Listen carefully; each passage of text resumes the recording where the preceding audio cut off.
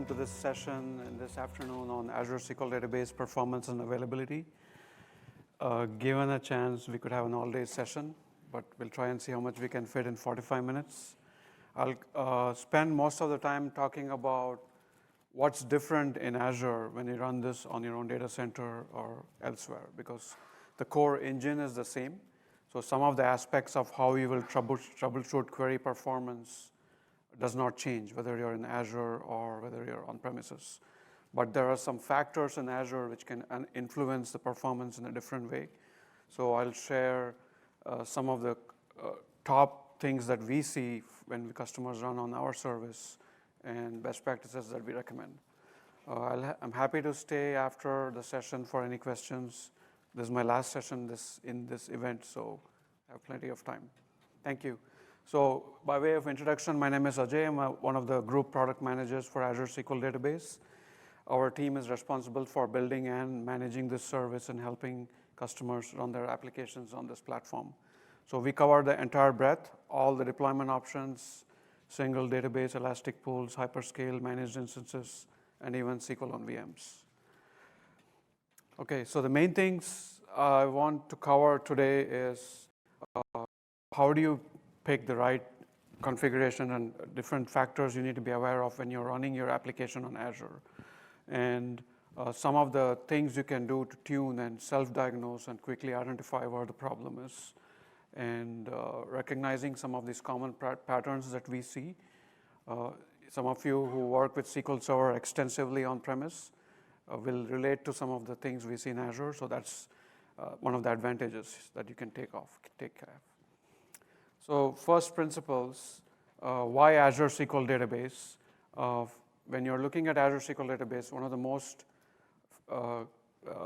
common things we see is a lot of the SQL Server fundamentals apply here. As I mentioned earlier, it's the same engine which powers the cloud version as well as the box version.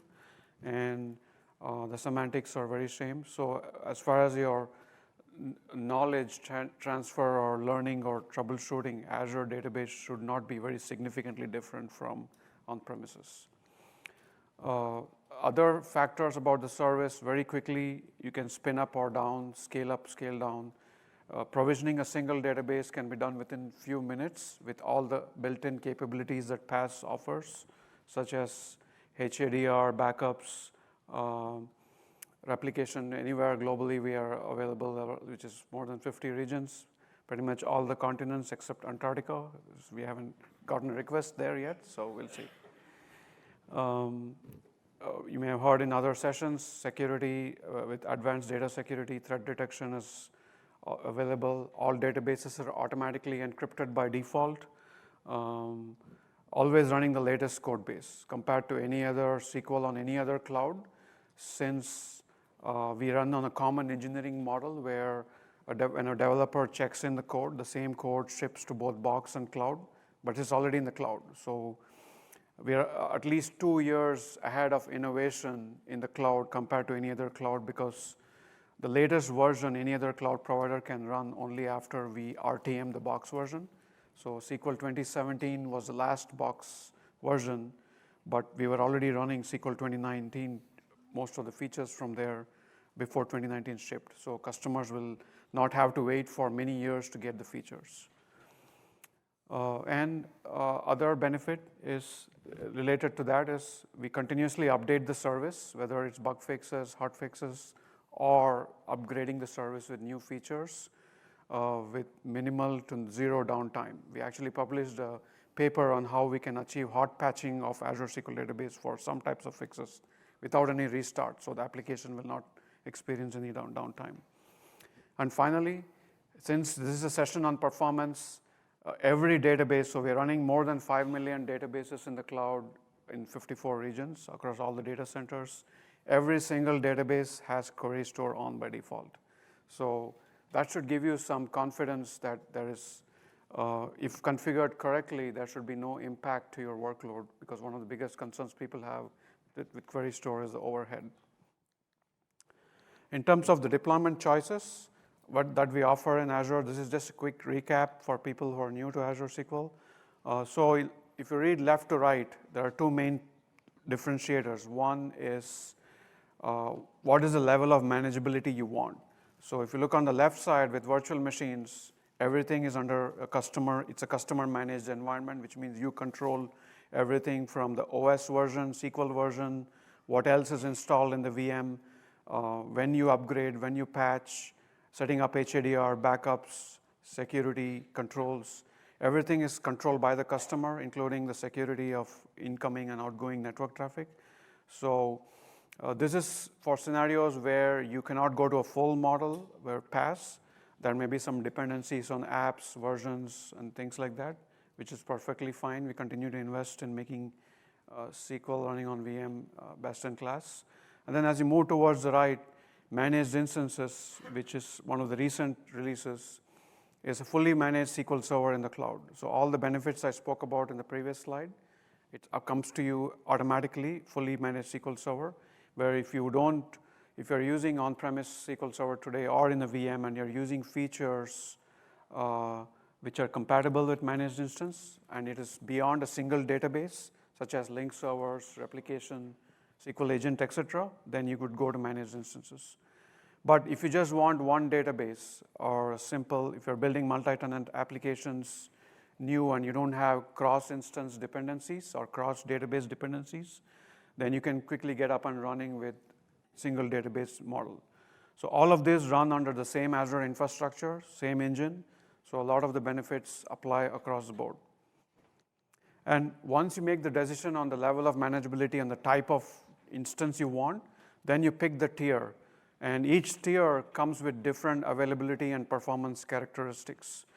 General purpose, it's the cheapest of this list.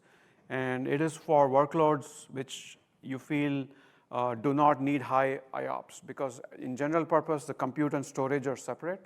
So the storage, the databases reside on Azure Premium Storage remotely from where the SQL Server is running. So if you are not sensitive to high IOPS, but if you want to save costs, general purpose is very suitable in that model. And other than that, the main difference is how we do high availability. I'll talk about that in a little bit. Business critical is the fastest in terms of performance. It gives you the highest IOPS because the database is on the same machine or node where SQL is running. It's sitting on local SSDs. So pretty much it removes significant I/O latency from that path. And hyperscale, which is our latest and greatest innovation, is a completely different architecture, multi-tiered architecture with multiple layers of caching, which will provide you with extreme scale for both compute and storage. And databases reside on remote storage, but with additional layers of caching, such as page servers and et cetera, you will not see the same kind of I/O latencies that you will see with general purpose. Its performance is closer to business critical, and you can use that for scenarios where you have very large databases and you want to scale out your compute also. And in terms of high availability difference between general purpose and business critical, as I mentioned, general purpose, since the compute and storage are remote, and in Azure storage, we keep multiple copies of the database. Think of the best analogy for general purpose is failover clustering, where you have only one copy of the database and one compute node is attached to the database. If that compute crashes for some reason, we will spin up a secondary compute and attach the same databases. So it's like the experience will be like a failover. Whereas in the case of business critical, it's similar to always on. I'm assuming all of you are familiar with always on. So once you go and create a database and you pick business critical tier, we will automatically create 3 additional replicas free of cost underneath. Synchronous replicas in the same region, same data center. So you will get highest availability in that regard. And since business critical has a local disk for databases, every change you make will be automatically replicated using always on to all the other instances. And if your primary instance goes down, then one of the secondaries becomes the new primary, and we will regenerate a third secondary. So at any given time, you'll always have 3 secondaries. And because of this multiple replicas, we are able to provide the highest SLA.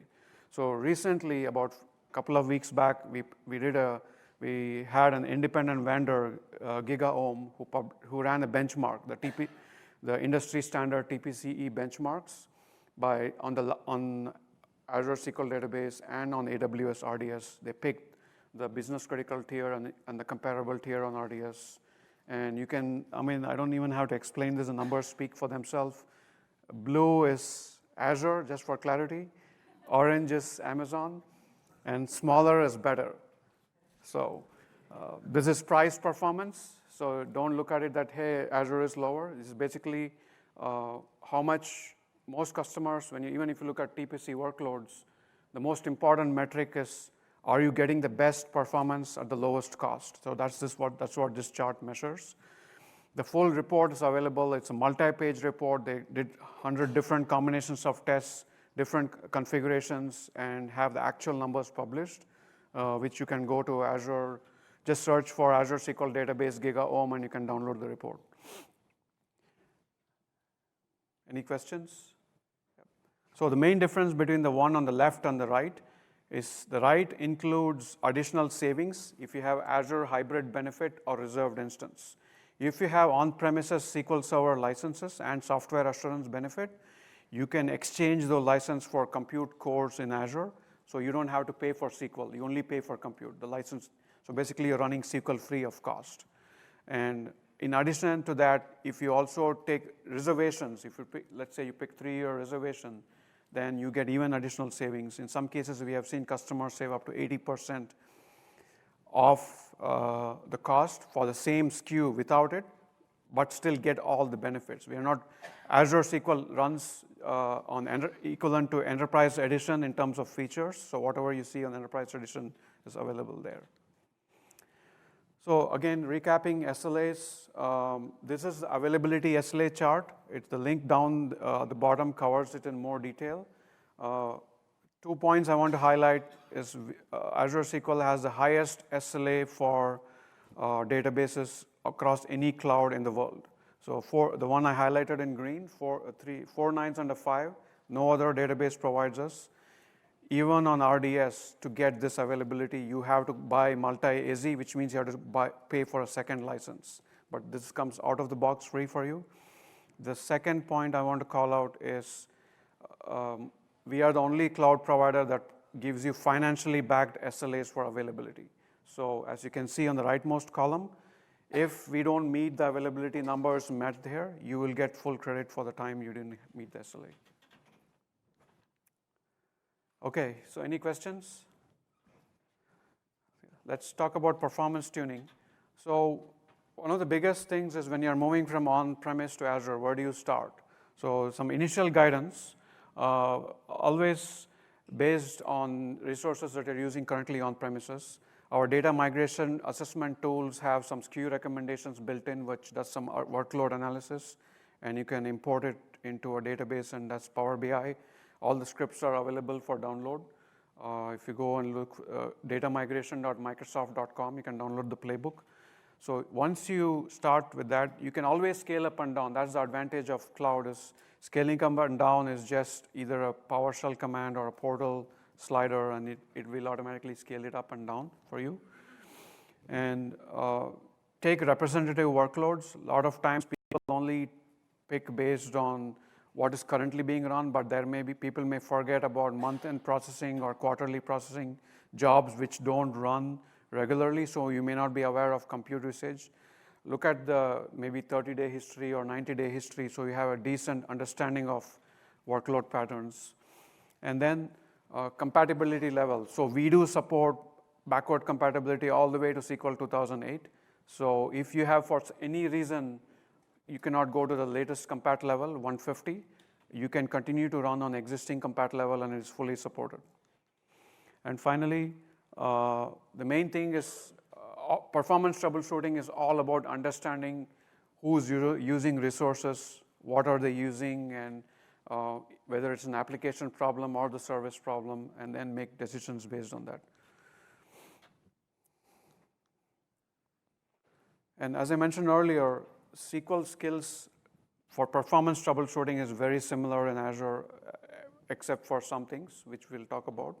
And a couple of important things to remember is, since these services run in multi-tenant cloud, public cloud, depending on the tier you pick, your resources are governed, how much IOPS you'll get or how much compute you'll get. The links there tell you, like, for example, if you spin up a 4-core general purpose SQL database, you may be restricted to only a certain number of IOPS or memory, et cetera. So it's good to understand those limits so you can size your instance based on how much compute, storage, and memory you need. And then 2 other things. The SLAs that we talked about in the previous slide, the high availability replicas, means we have to run the database in full recovery. That's how we are able to give the full availability SLA that customers want. And in case of business critical, you have always on. So if you are coming from a standalone instance and moving to Azure SQL DB, now every write means it has to be replicated to secondary replicas, so which means additional traffic, and it can add a little bit of extra load. So this could be some observation in some cases where you may see a slight performance difference. But it's not too bad. It's pretty good, actually. Yeah. One of the secondary replicas is available for read-only. You can use application intent read-only in your connection string, and we'll automatically send it to this other replica, yes. And this chart here is very common between SQL Server and Azure. So when you're doing performance troubleshooting, there are only two things you look at. Either a query is running or a query is waiting. And there are various tools available for you to help decide where the problem is. So that pretty much the same philosophy applies on premises. There are some different views available in the cloud. That's the main difference that I'm calling out here. So you basically run one of these DMVs, which is in Azure, which will tell you all the different counters, whether it's CPU or memory or IO or log, what percentage is being used, where the bottleneck is. So that'll be your high-level starting point to understand what resource is being used heavily. You can also go to Portal or PowerShell and configure alerts against these counters. If it is running, it can be in 2 phases. When you first time you run, you have to compile it, or if it's already compiled, you execute it. And then we have Query Store, which is on by default, and all the other DMVs, which are similar to on-prem, which can help you understand where the bottleneck is. And the other half is, if it's not running, then it's waiting, because somebody else is holding on to logs or other resources, so you have to wait. And again, Query Store or these DMVs are your best friend. And you could be waiting for multiple reasons, whether it's IO or logs or latches, memory, TempDB, bottlenecks. So most of the common things you see on premises can happen in the cloud also. So we don't have time, again, to cover the whole breadth of these problems. So I'll highlight a few of these. And then we have documentation which can help you troubleshoot some of these things. And in terms of tools, there's a good, rich set of tools, whether it's built into the engine through DMVs or Query Store, or Azure-specific tools such as Log Analytics, which you can set it up, integrate with OMS, and you can build dashboards there. We also provide built-in dashboards like Intelligent Advisors, which will look at your performance and tell you top consumers, whether there are index recommendations, et cetera. And we also have capabilities like automatic tuning, with just one click you can turn it on, and we will monitor, and if we feel that your query can benefit from an index or forced parameterization or things like that, we will do it for you. You don't have to wait for an outage and then do it. And if it didn't work, we'll revert it. So that's all built in if you want to take advantage of it. There's also an open source tool. I'll demo this today. All the links are here on how to set it up. So basically in this demo, we are using Telegraph, which is an open source, which is provided by Grafana. It can collect telemetry and metrics from whatever source. In this case, we will capture from different SQL databases. And then Telegraph will store it in an open source database called Influx. And then Grafana is a visualizations tool. All these are running in a VM. And then the dashboard itself is a web-based browser app, which you can add all the counters you want to monitor. And then across instances, you can actually monitor your entire subscription or multiple instances and get a, let's say, data center kind of view and then dig deeper into specific things. So let's look at one of the first problems is a lot of customers experience performance problems when they do heavy data load. Let's see how we can use this to diagnose this.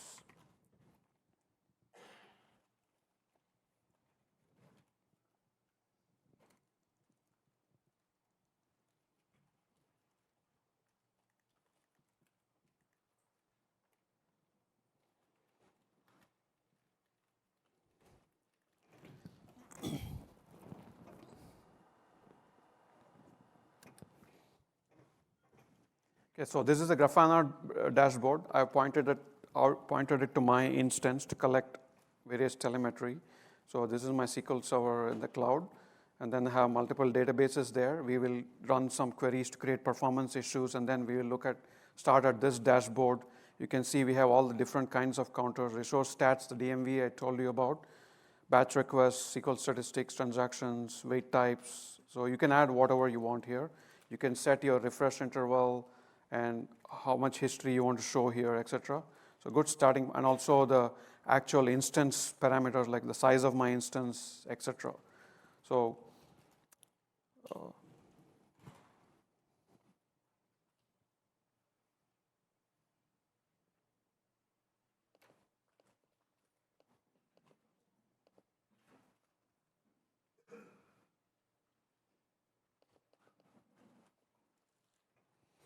okay, so let's go and run the first step. So you can use, as I said, this DMV, and it'll give you, for your instance, like in my case, let me zoom this. So I have a Gen 5 8-core general purpose. So it's 8 cores. It tells you how much memory is allocated. So memory, you don't have in Azure SQL, you only pick the core and storage. Memory is a ratio based on how much compute you pick. So this is the maximum memory available for this database. And you can also see throughput, maximum throughput we allow. So basically, for the 8-core instance, it's roughly 30 meg is the cap. So you will know if you're running into bottlenecks. So I'm going to create a table which will be used to load data into. I'm loading data from some CSV files which are sitting in a blob store. And in this case, I've already set up credential access to that database data file. And I've created an external table to that. So let's go ahead and run this.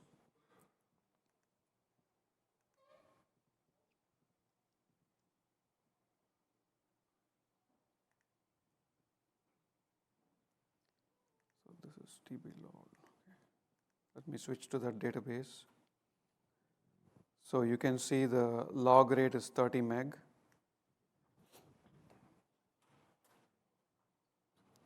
And important thing to see is with just one thread. So I'm loading a big file, but I'm using only one connection. And you can see that I'm only using up to 50% of my throughput, right? So if you look at the log write percent, it's only reaching up to 50. And if I go to my log flushed bytes, so half of 30 meg, which is around 50 meg. So I'm really not leveraging the full throughput that the instance provides. The instance can support up to 30 meg. So this is a good indicator that you could parallelize this load. So now let's go back here. Let me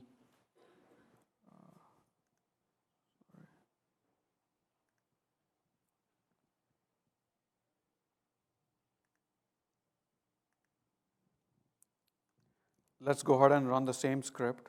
So in this case, now I'm going to spin up multiple threads, so 4 threads. Because I know that one is not driving enough, I'm not using my resources fully. So let's go and run, so it basically runs it in parallel.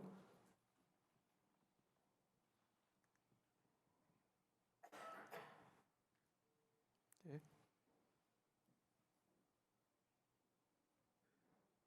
Actually, hold on.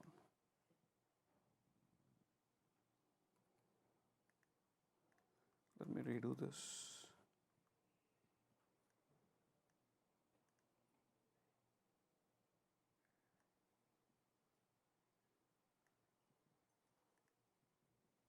Okay, so let's go back here.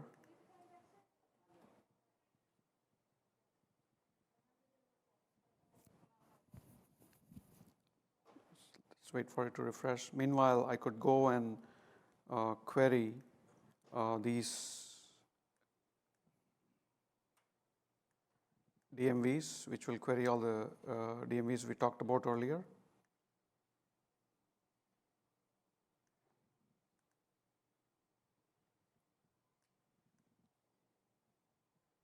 Yep, so it's doing bulk insert.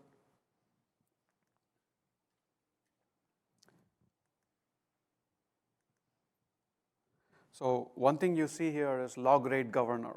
So which basically means we are waiting, so system is throttling. Why could it be throttling? So in the first demo we ran with one thread, 30 meg was the throughput for that instance, max log rate allowed. But now you can see that your log write percent is almost maxed out. And if you look at your log flushed bytes, it's reached your max capacity that the instance provides. So when SQL Server sees this condition, if for your tier, if we max out the log rate, we basically throttle. And we will wait, we will only send 30 meg per second. So there are a few reasons which we'll talk about in a bit, but you can see that it's capped, that's the ceiling. So from a corrective action, could be you could reduce the number of threads. So since I jumped from 1 to 4 may be too much. Instead, I could just do it in 2 threads, or I could go to a higher tier. Just when I want to do data loads, I could increase the scale, and then after the data load is done, I can reduce it. So there are different ways to address these kind of performance problems when log rate governor kicks in. So let's try this with hyperscale. So with hyperscale, let me go to this database. We support up to 100 megabytes for even just the 8-core machine. So hyperscale architecture is completely different, as I mentioned. So we are able to use a lot of caching to scale up. So now if I go and run the same load, so here I used 4 threads. And since hyperscale is able to handle even a bigger throughput, I can bump it up to 8 threads. So let's go ahead and run this one. Sorry. Let me run the whole thing. Okay. If I switch to my hyperscale database, it might take a few minutes to refresh. Let's look at the log thing. So you will no longer see, if I go back here and run the weights,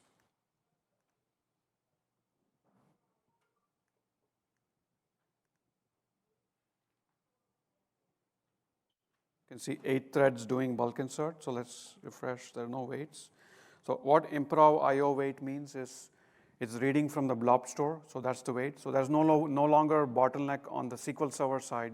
We are basically slow in reading from the source. So one solution for that could be move the reading to a different service like ADF or Databricks or Spark. So that way you can offload the reads to that, and SQL Server can just process the writes.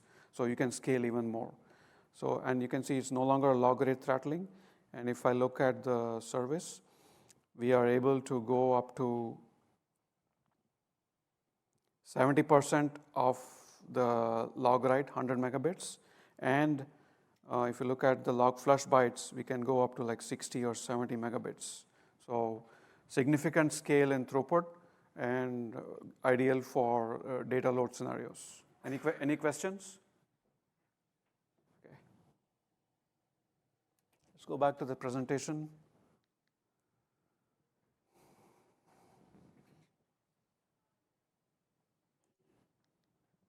Yeah, so here's some weight types I've captured when you're related to log rate.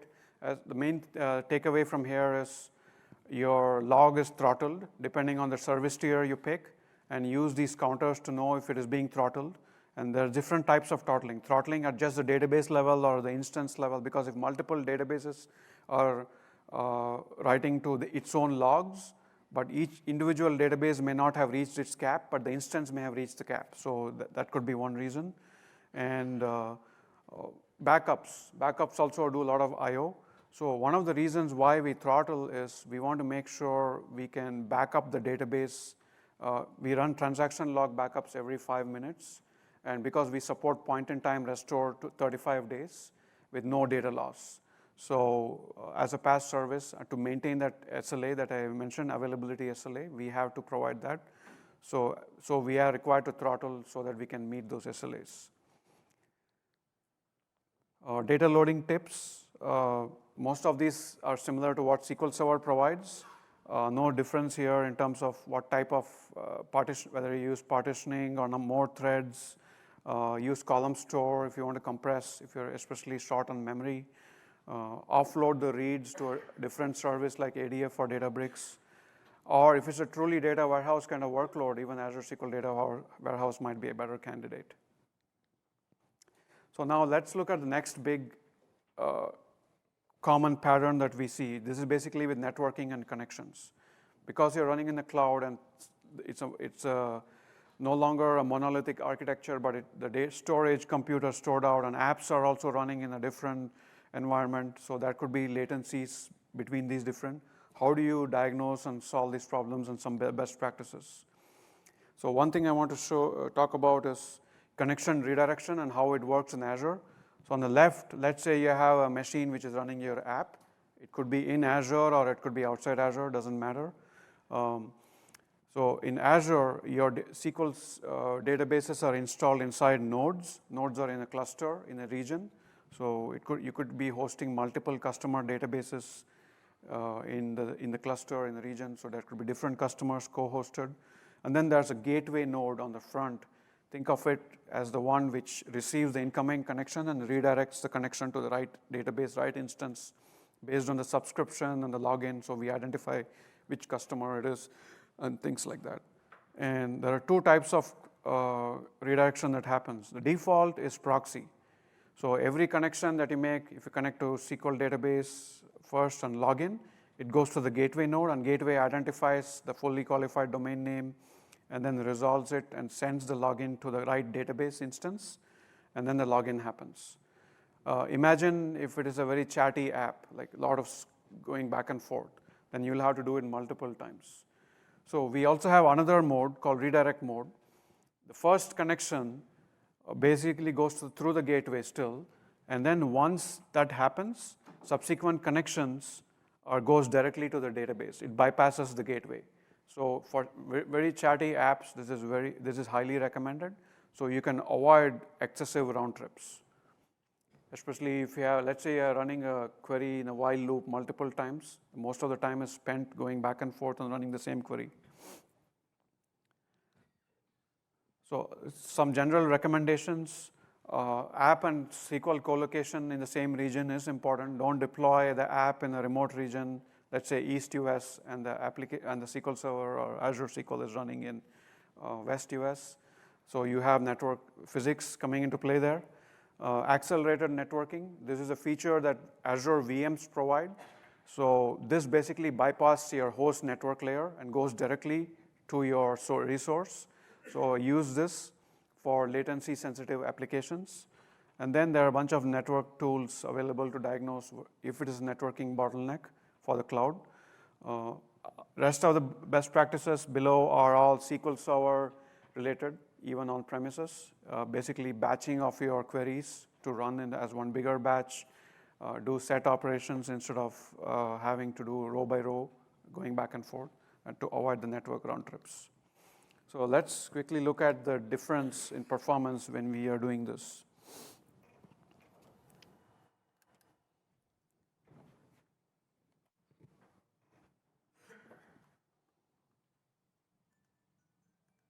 Okay. So I'm going to use a high-end machine, 80 cores, business critical. It's really expensive, but I turned it on just this morning for the demo. And log rate is 96 megabits. So let's drive some load on this and see how we. Before I do that, to verify what connection mode your SQL is set to, you can run this PowerShell command. So you basically can get the properties from your resource. Let's go and run this.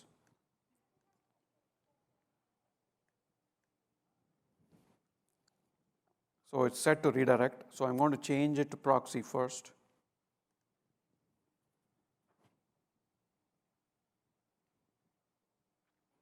Okay, connection is now changed to proxy. So let's go ahead and run a load against that.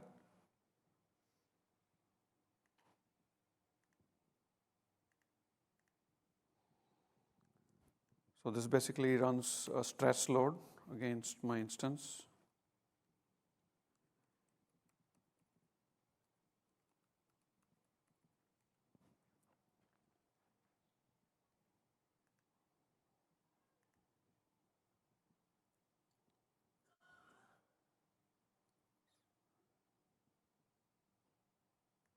Okay, so you can see that it's the CPU starting to climb up.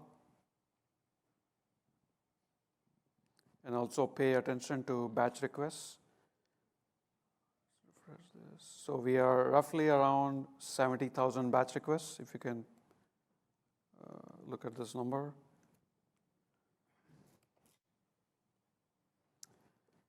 Now let this run for, so its ceiling is 70,000 batch requests, which is pretty good, even for, this is per second, so on a business critical, even with always on and 4 replicas, we're able to drive enough batch requests. But what if we, let's go ahead and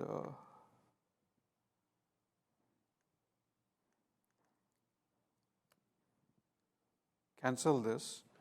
And another thing I want you to see is here. So I'm going to run a simple query in proxy mode. Let me include client statistics. So this can all be used also on-prem. So you can see where the time is being spent. And let's go and run. Actually, I may have to reconnect since I changed it.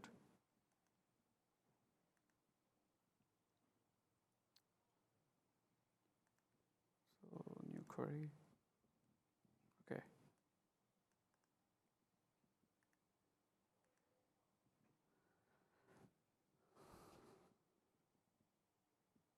So I ran this declare where 100 times. So basically it goes back 100 times to the server from the client. There's no work done on the client. So most of the time will be spent in the network. So if you look at the client statistics,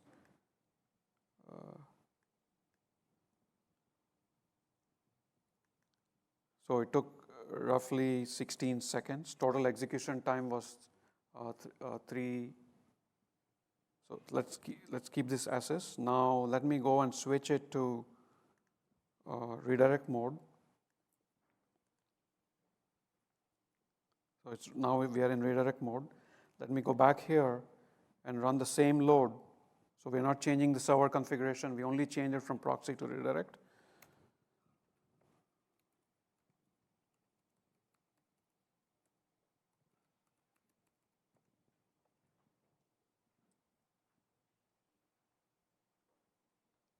Okay, so let's go back here.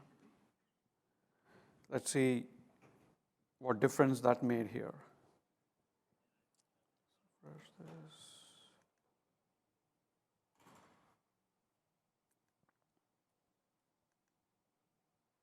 So you can see that just by changing that, now I'm way over 100. So that's more than a 50% increase in throughput by just changing the connection type. So definitely an important factor to consider when you're running workloads against Azure SQL. Now, if we go and try, let's go and stop this. And great question. So the default is default. So it can go, so what that means is, if you are connecting from within Azure, we will automatically use redirect. If you are connecting from outside Azure, we'll default to proxy. So, but our recommendation is to use redirect whenever possible.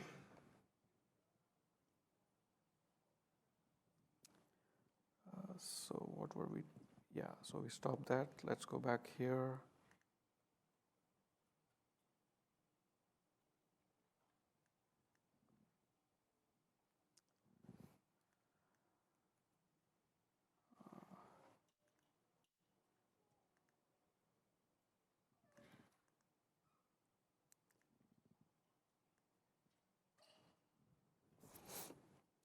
Yeah, I think the first one I may have run with redirect also.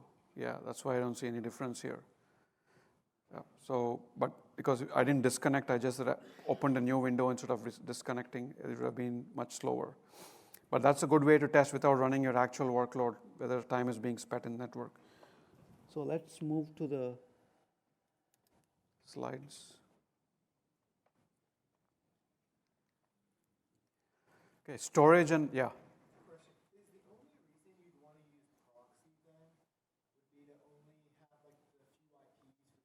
Yeah, so great question. So there are some requirements to use redirect. You have to open some inbound ports. If there's a reason, network security reason where you cannot open it, then people use proxy, correct? But within Azure, you don't have to worry because we automatically use redirect. Storage, as we mentioned, general purpose local storage is only for TempDB. Otherwise, files are on remote storage. Business critical is all local. And hyperscale, again, only TempDB is local, but you don't have to worry because all the databases are cached completely. And IOPS is, so if you look at the way Azure storage works, depending on the disk type you choose, it can impact how much IOPS you get. So for Azure SQL Database, single or elastic, you have no choice of disk because we pick it. Only the IOPS are basically governed by the size of the tier you pick. Whereas for managed instance, you can create more files. So even if the space is not there, so we will pick the next available disk, and the premium storage limits are in the link below. So even if your, let's say if your database file is only 1 terabyte, it may give you only 5,000 IOPS per file. So one idea would be to split into multiple files. Something similar you would do even on-prem so you can parallelize your I/O. In the cloud, you can do even one extra thing where you can pick a higher size disk, or create an empty, even if the space used is 1 terabyte, but expand the file to 2 terabyte, we'll automatically go pick the highest blob that will fit the 2 terabyte, which means from P30 you may go up to P50. That could literally double your IOPS. So splitting the files and expanding the file size is highly recommended to get the low latency for your I/O bound workloads. We recommend you to create multiple files. So if you're I/O sensitive applications, yes, because we can literally the Azure storage will give you more IOPS by doing that. Yeah. And other wait types for I/O related is very similar to on-prem. It could be things like missing indexes or optimizations, which might require that. And then governor related stuff, which we talked about on how to eliminate that. Troubleshooting is basically same DMVs that's available. One mitigation could be to upgrade the slow to get more IOPS or add more files in case of managed instance. So now let's look at the last resource, compute or CPU. Again, DB resource stats, we saw the Grafana dashboard, etc. You can easily identify if you are running high CPU. It's one of the easiest resources to identify. Then you can use query store or other DMVs to identify what is driving the CPU. That'll help you drive the action plan and next steps. So let me quickly show you a demo. So this is the last, I don't have any slides after this. Okay.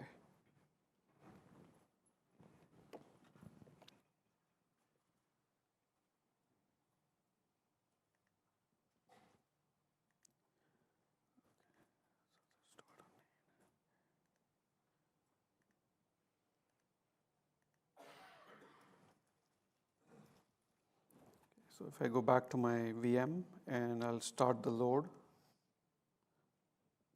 So this is running in database compatibility level. I'm running 7 threads and 4 iterations. So if I go back to my database in Grafana, you will see that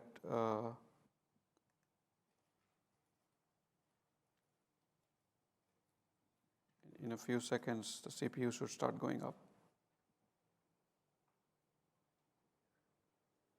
Yep. So you can see the CPU is pegged. So what you would do is you could go to Query Store and go to top resource consuming queries, and you can see that there's a table variable which is driving this.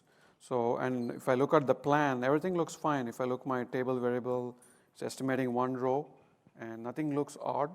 But if I run the same query and get the actual plan, you can see my estimates.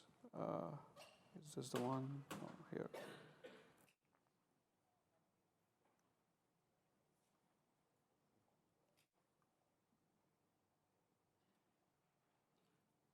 Yeah, estimates are way off from the actual. So actual number of rows read is 200. So one of the things about Query Optimizer is for table variable, we always guess 1 row because we don't know how many will come. So this can quickly help you fix it. All you have to do is change the compat level. Typically, you would have to rewrite the table variable into temp table, which has statistics support. But in this case, we have made an improvement where you can just change the compat level, and then you can rerun the workload. If I rerun my original query here, let's see if this is, yeah, this is done. So it took almost 2 minutes, as you can see there. So if I rerun this query, where is the query? Here.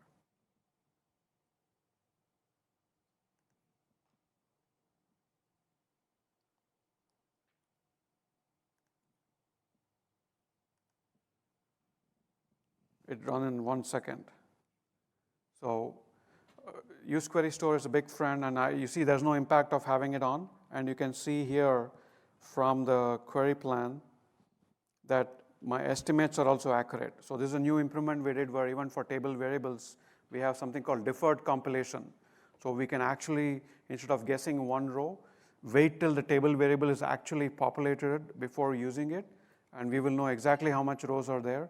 So your number of rows is 200, which matches your actual, and we changed from a nested loop driving the inner loop 200,000 times to a hash join, and this really speeds up your query. So now going back,